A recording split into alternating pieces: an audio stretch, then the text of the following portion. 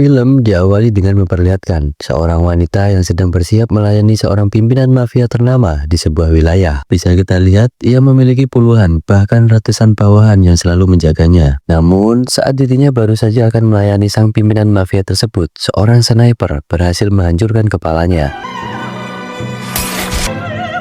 Film kemudian berpindah menunjukkan seorang pria yang terlihat sangat depresi di sebuah motel. Bisa dilihat nampaknya ia mantan anggota militer, dan pada akhirnya ia pun bunuh diri. Beberapa waktu kemudian, diadakan upacara pemakaman akan pria tersebut. Para kerabat berdatangan, bahkan para anggota militer memberikan penghormatan terakhirnya. Di sini kita juga mulai diperkenalkan dengan tokoh utama dari film ini. Ia bernama Brandon, dan pria tadi adalah mantan atasannya. Mereka berdua sama-sama seorang sniper, dan atasannya diduga bunuh diri karena rasa bersalah akan kematian teman-temannya selama bertugas di militer.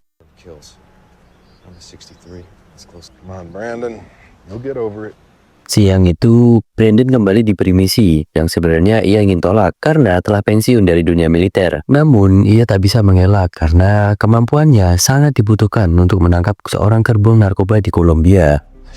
Perfect. You're hired. Car parked right over there. There's a jet waiting. Singkat cerita, akhirnya Brandon tiba di Kolombia dan langsung dibawa ke markas besar kepolisian di sana. Ia pun sempat disambut hangat oleh para petinggi militer Kolombia. Tapi di lain sisi, ternyata pasukan gabungan kali ini dipimpin oleh ayah Brandon, yang kebetulan juga seorang petinggi militer. Siang itu mereka mengadakan rapat soal perencana penangkapan seorang pimpinan kartel sekaligus mafia ternama bernama Jesus Morales. Kurang lebih sudah 10 tahun terakhir, mereka mencoba menangkapnya. Namun, tak ada progres sama sekali. Namanya kembali mencuat karena 3 bulan terakhir saingan bisnis Morales dibunuh oleh seorang sniper yang diduga diutus olehnya. Berdasarkan intelijen, Morales akan berada di sebuah rumah persembunyiannya yang tak jauh dari kota. Rencananya 3 hari lagi mereka akan melakukan penyergapan dan Brandon diutus untuk melindungi pasukan khususnya yang akan melakukan penyergapan besok. Di tengah rapat, tiba-tiba seorang wanita bernama Estrada masuk ke ruangan dan rencananya operasi penyergapan ini akan dipimpin langsung olehnya. Ia juga memberitahu kalau penyergapan akan dimajukan menjadi esok hari. Walaupun seorang wanita, terlihat gayanya cukup arogan dan sempat mempertanyakan kemampuan sniper dari Brandon. Are you enough? That's why they sent me. Study up and get some rest. Singkat cerita, keesokan harinya Brandon dibantu pengarah bidiknya mencoba menyisiri lokasi persembunyian Morales yang dihimpit oleh hutan. Mereka berusaha memprediksi dari manakah sang sniper nanti akan muncul. Estrada bersama kumpulan pasukan khususnya mulai bergerak menuju lokasi target. Terlihat dari citra satelit kalau di samping rumah tersebut terparkir beberapa kendaraan yang diduga milik Morales. Brandon yang lebih dulu memantau lokasi mengatakan tak ada pergerakan musuh sama sekali sejak 30 menit terakhir. Posisi rumah yang dikelilingi oleh hutan membuatnya kesulitan untuk menyadari jika ada musuh yang bersembunyi. Walaupun operasi kali ini penuh resiko, tapi tetap harus dilanjutkan. Estrada mengutus 1 dari 2 timnya untuk masuk melakukan penggeledahan. Tapi ternyata semua ini hanyalah perangkap musuh.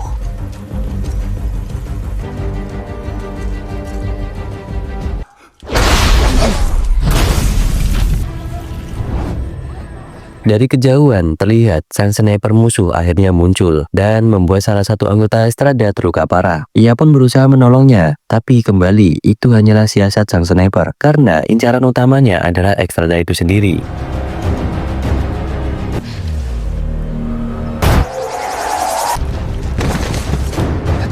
Dari tembakan pertama tadi, akhirnya Brandon berhasil menemukan lokasi sang sniper, tapi sayangnya tak berhasil mengenainya.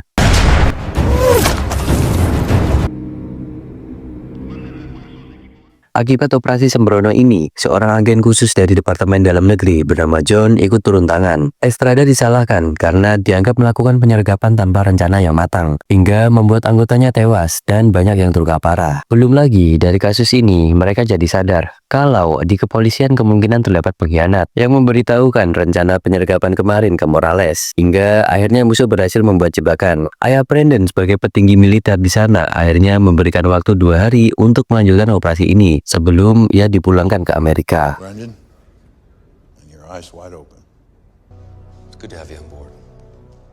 Brandon pun kemudian menginap di salah satu markas satuan milik BNN. Tapi ternyata keberadaannya diincar oleh sang sniper Morales. Sang sniper diminta khusus untuk menghabisi Estrada dan Brandon malam itu juga. Di lain sisi, kematian para anggota pasukan Estrada ternyata membuatnya benar-benar terpukul. Ia pun mencoba menghabiskan waktu dengan menemui pendeta kenalannya yang bernama Bapak Carlos untuk meminta nasihat. Sebenarnya Bapak Carlos meminta Estrada untuk berhenti mengejar Morales karena akan semakin banyak korban yang berjatuhan. Tapi ia juga tak bisa menghentikan tekad bacanya. Di penghujung percakapan, Bapak Carlos kebetulan tahu siapa nama sang sniper Morales. Ia bernama El Diablo, dan Bapak Carlos nampaknya mempunyai kenalan dekat dengan sang sniper.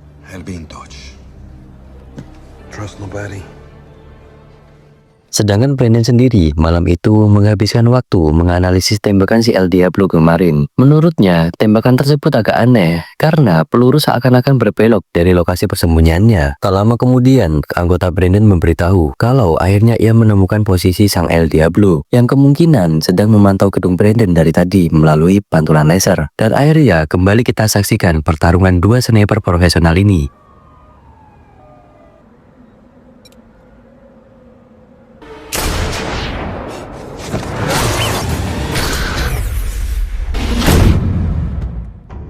El Diablo mengira telah berhasil menghabisi Brandon, padahal dari awal tujuan Brandon adalah untuk membuktikan teorinya, di mana El Diablo bisa membelokkan peluru. Dan begitu mereka berhasil menemukan peluru yang digunakan semalam, lalu setelah dianalisis oleh pakar senjata, ternyata memang terdapat teknologi yang mampu melakukan hal demikian.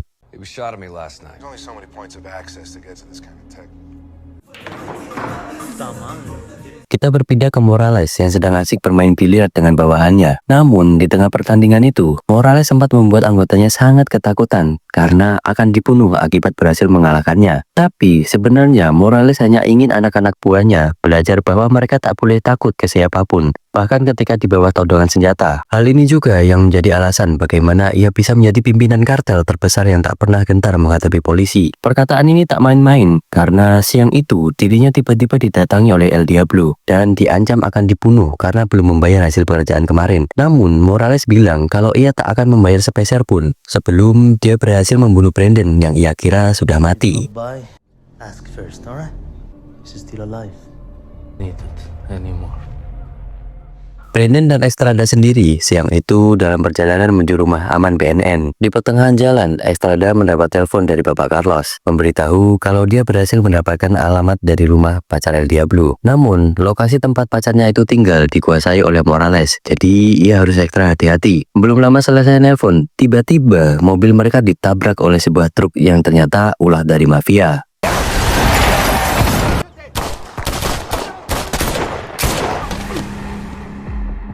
Sedangkan Estrada sendiri kabur menuju tempat kediaman pacar El Diablo. Singkat cerita, ia pun sampai di lokasi yang ia cari.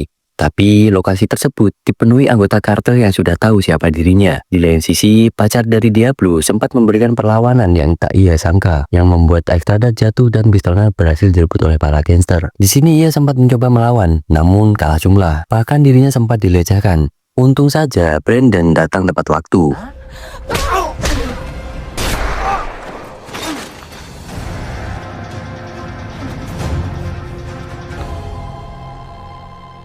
Salah satu anggota Morales berhasil melarikan diri, sedangkan pacar Diablo sempat kembali mencoba membunuh Estrada. Tapi untung saja hal itu berhasil mereka atasi. Pacar Diablo memakai sebuah kalung yang berisikan foto mereka berdua. Dan dari kalung ini jualah, akhirnya pihak kepolisian berhasil mengidentifikasi wajah dan identitas dari sang sniper yang mereka cari-cari. Namun, penyerangan tadi membuktikan bahwa Morales mempunyai orang dalam di kepolisian. Maka dari itu, mulai dari sana, Estrada dan Brandon memutuskan untuk melakukan operasi senyap. Dan menurut Estrada, satu-satunya orang yang bisa ia percaya saat ini adalah Bapak Carlos. Mereka berdua pun pergi menemuinya untuk meminta bantuan berupa informasi tambahan siapa saja sebenarnya bawahan dari Morales yang mereka bisa eksekusi untuk memancingnya keluar. Kebetulan Bapak Carlos ini lahir dan besar di lingkungan kartel yang dipimpin oleh Morales.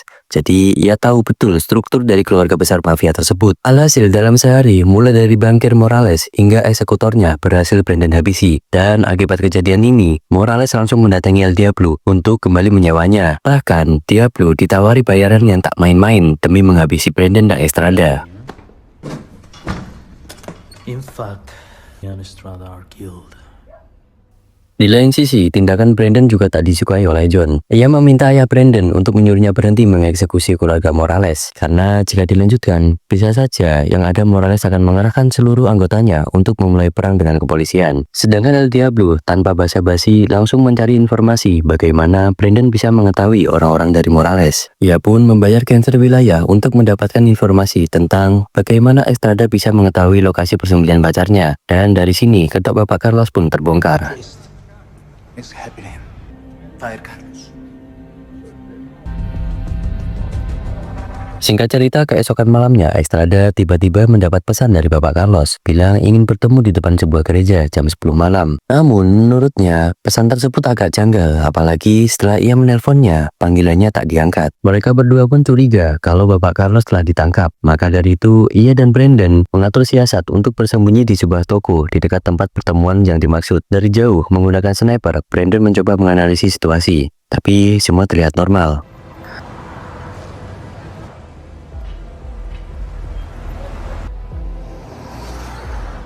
Tak lama kemudian, beberapa gangster mengendarai mobil truk tiba di lokasi. Dan ternyata, mereka sedang menggantung Bapak Carlos di sebuah pohon. Tentu saja, itu hanya umpan semata, agar Estrada keluar dari persembunyiannya. You go out there, you're dead. Where are you, bitches? Brandon mencoba memutuskan tali gantungan dari Bapak Carlos menggunakan snipernya. Tapi, tentu saja, hal itu sangat berisiko, karena akan membongkar tempat persembunyian mereka.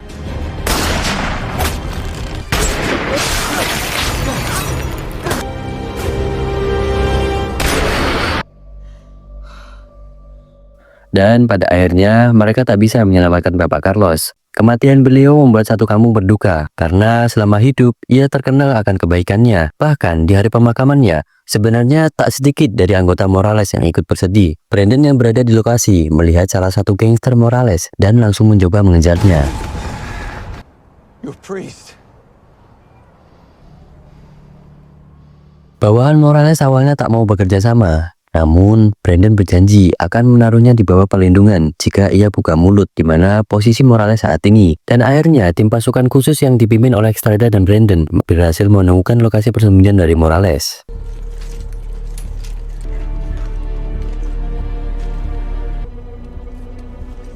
Walaupun penangkapannya terjadi di Kolombia, rencananya Morales akan diadili di Miami, Amerika Serikat. Tapi, ditangkapnya Morales sebelum mengakhiri seluruh misi ini. Karena para bawahannya pasti tak tinggal diam, termasuk El Diablo. Welcome to Miami, Mr. Garcia. Thank you. Dan benar saja, terlihat El Diablo sedang melewati imigrasi memasuki wilayah Amerika. Ia juga sedang mempersiapkan senjata khusus yang akan ia gunakan untuk pertarungan kali ini. See hardware we're up against. Di saat yang bersamaan, Morales dijaga ketat oleh pasukan militer. Berhasil mendarat di salah satu pangkalan udara Amerika. Di sana, salah satu pimpinan Brandon yang kita lihat di awal film bernama Miller kembali muncul untuk membantu proses pemindahan Morales. Mereka kemudian mengatur strategi yang cukup matang siang itu. Miller juga memberikan Brandon sebuah peluru khusus untuk melawan El Diablo, di mana peluru tersebut bisa meledak ketika mendekati targetnya. Naval Research Lab. Bullet talks to target. Target talks to God. 12:30. Dan akhirnya operasi pemindahan Morales pun dilaksanakan. Terlihat ia dibawa naik ke sebuah mobil SUV berwarna hitam, sedangkan Brandon dan lainnya rencananya akan mengawasi pergerakan rangkaian dari sebuah atap gedung. Begitu tiba di gedung, Brandon sempat bilang ke John kalau rangkaian penjagaan tadi sebenarnya hanyalah sebuah jebakan untuk musuh. Nantinya Morales akan dibawa oleh sebuah mobil pembasmi serangga. Lucunya, tiba-tiba John bersikap gugup pas mendengar informasi tersebut. Look, the convoy's a decoy. Smart play, but a little heads up next time would be better. Akhirnya, rangkaian pengalih perhatian pun dikerahkan. Jalur yang akan mereka lewati ini sebenarnya sudah dipantau oleh El Diablo beserta beberapa anak buah dari Morales. Tapi anehnya, sampai rangkaian itu selesai lewat, tak terjadi satupun serangan. Sedangkan saat mobil pembasmi serangga lewat, yang di dalamnya ada Morales, mereka langsung menghadangnya. Seakan-akan mereka sudah tahu mobil mana yang membawa Morales sejak awal. Keep searching for El Diablo. I'll take care of this.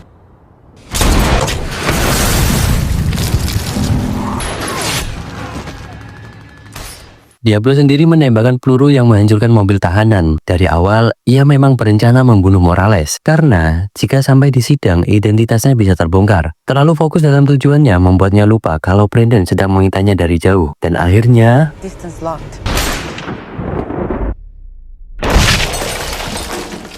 mobil yang dihancurkan oleh El Diablo sebenarnya dikendalikan oleh remote jarak jauh. Hal itu mereka lakukan demi menjebak dua orang. Yang pertama adalah Diablo, dan yang kedua adalah orang yang berkhianat selama ini, dan tak lain adalah John.